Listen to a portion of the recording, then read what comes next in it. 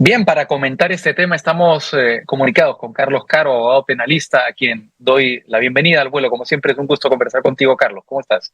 ¿Qué tal, Raúl? Buenas tardes, un gusto saludarte, gracias por la invitación. A ti por aceptarla. Bueno, lo primero que quería decir era algo extrajurídico, que tiene más que ver con el mundo del teatro.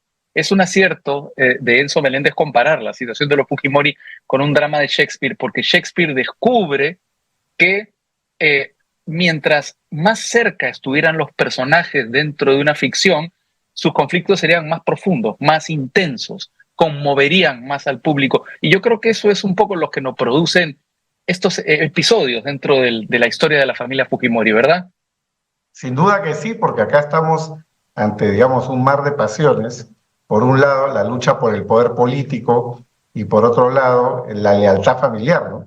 Y creo que en esa lucha de contrarios, vamos a decirlo así, finalmente nada salió bien. El señor Fujimori salió de prisión, fue indultado, pero volvió luego a prisión y ahora tenemos este proceso que ha terminado finalmente con una condena confirmada por la Corte Suprema y que en definitiva conecta nuevamente con el problema del indulto del señor Fujimori, porque uno de los cuestionamientos que tiene y que ha puesto en relieve la Corte Interamericana, más allá de que no se ha hecho caso a sus medidas, es el que el indulto fue gestado de forma ilícita, con lo cual, con esta sentencia, se suma un argumento adicional en contra del indulto del señor Fujimori. O sea, que el indulto es resultado de tráfico de influencias.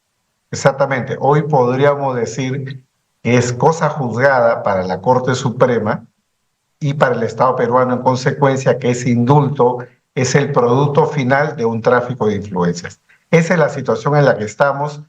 Debilita, por lo tanto, la defensa del indulto del señor Fujimori, independiente, ¿no?, de la cuestión de si prima la justicia local, interamericana. Esa es una Por discusión. supuesto.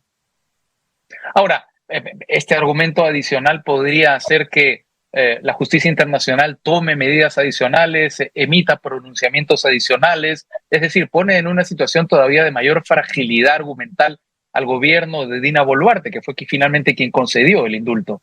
Sin duda que sí, porque como la Corte Interamericana ha ordenado que ese indulto no se ejecute y el Estado peruano tomó la decisión de ejecutar más bien la decisión del Tribunal Constitucional, dentro del recuento, digamos, de los incumplimientos se suma el argumento, ¿no? Dentro del checklist, el argumento de, oye, ese indulto no era sospechoso, sino que está confirmado que podría emanar, o que emana, mejor dicho, de un hecho delictivo. Consecuentemente, puede provocar nuevas reacciones, no solo en el derecho internacional, interamericano, sino también a nivel interno. Pueden haber acciones a nivel interno que pongan en cuestionamiento el indulto ejecutado. Ahora vayamos a la condena a Kenji Fujimori. Esta es una confirmación de una condena en primera instancia. Una cosa que ha llamado mucho la atención es que la condena fuese suspendida con 4 años y medio. Muchos no estábamos al tanto de la modificación en el Código Penal, que es relativamente reciente, entiendo, ¿no?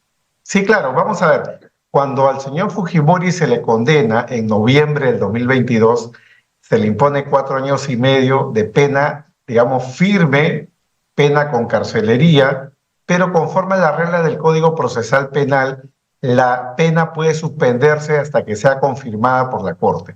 Y eso es lo que ha pasado. En el camino ha tenido la suerte, todos los condenados han tenido la suerte de que se apruebe el decreto legislativo 1585, que ha previsto que la suspensión de la ejecución de la pena, es decir, te vas a tu casa con regla de conducta, no vas a prisión, puede concederse cuando la pena llega hasta 5 años. O sea, si este caso se hubiera visto hace 2 o 3 meses, de pronto el señor Fujimori estaría en este momento en prisión. Pero ha tenido la suerte de que se apruebe esta ley que lo ha favorecido. Porque antes eran 4 años, recuerdo. Exactamente. El límite era 4 años, con lo cual necesariamente tendría que haber ido a prisión. Ahora, mucha gente se ha sorprendido también porque compara este caso con el de Vladimir Cerrón, que tiene una condena menor, pero la prisión para él sí es efectiva. ¿Por qué ocurren estas situaciones disímiles dentro de las decisiones de la judicatura? Sí, bueno, en definitiva, los tribunales no juzgan por igual. Cada caso es distinto, cada tribunal tiene un diferente criterio. Recordemos que esta modificatoria, el 1585, es posterior incluso a la condena dada contra el señor Cerrón. De manera que, desde mi punto de vista, él podría, y seguramente ya lo está haciendo, solicitando la adecuación, ¿no?, de su caso frente, digamos, a estas nuevas medidas, y es algo que, a mi juicio, difícilmente le va a conceder el tribunal, porque, digamos, pasar una pena suspendida implica que él por lo menos se hubiera puesto a derecho, cosa que él no ha. Claro, él está prófugo. Y eso es algo que diferencia este caso, porque en este caso, Claro. justamente la Corte Suprema dice, te doy suspendido porque tú has asistido al juicio, te has defendido, no te has fugado. Ajá. Ahora, ¿qué otros elementos entran dentro de la consideración de la prisión suspendida? Que no es obligatoria darla, ¿verdad? Es decir, hay que evaluar el caso y si está dentro del margen de la ley de estos 5 años, se puede o no conceder. Pero en este caso, ¿qué elementos han jugado a favor de Kenji Fujimori? Sí, los elementos centrales han sido que no hay condena previa, es decir, es la primera vez Que es que. primario. Exactamente. En segundo lugar, el hecho de que ha respetado la comparecencia, ha asistido al juicio, ha participado en las audiencias, no ha salido del país, su paradero es conocido. Y lo tercero, ya de que el caso, digamos, es un caso que no se ha traducido a la gravedad de lo que pueda significar un caso de corrupción. Recordemos lo siguiente, ¿no? Recordemos que en este caso la Fiscalía también había impugnado porque al señor Fujimori se le había absuelto por el delito de cohecho, pago de coima, para hablar más claro. Como no se aprobó el sinalagma, el doy para que me des, no ha habido condena por cohecho, sino ha habido condena por tráfico de influencia, que para que el público entienda, es un delito menor dentro de lo que es el sistema de delito contra la administración pública. Es como hacer un lobby ilegal, ¿no? Estoy vendiendo influencias, en este caso hecho la Corte, reales, muy bien, a cambio de obtener un potencial beneficio, ¿no? Pero no es como la coima, ¿no? Te doy para que me des la resolución, te doy para que me des el permiso. Ajá. ¿La coima siempre es en dinero? La coima puede ser en dinero, cualquier tipo de prestación. Recordemos el caso Curi Montesinos, donde el ofrecimiento, la contraprestación fueron los votos, ¿no? Entonces, Sí. fue condenado por cohecho el señor Curi en el famoso caso mencionado. Claro, Curi recibió el dinero, pero ya era también funcionario público en ese momento. Sí, él era congresista electo y conforme a la Convención Interamericana contra la Corrupción, funcionario público se es desde que la persona es electa en el cargo. Entonces recibió los $25,000 no para el camioncito de pescado, sino lo recibió Como dijo. para cambiarse de bancada. Esa fue su prestación, ¿no? Por lo tanto, era un funcionario recibiendo plata a cambio de hacer algo ilegal. ¿Hay alguna semejanza entre el caso de Kenji Fujimori y el actual caso que está remeciendo la política peruana, el de la fiscal de la Nación, Patricia Benavides?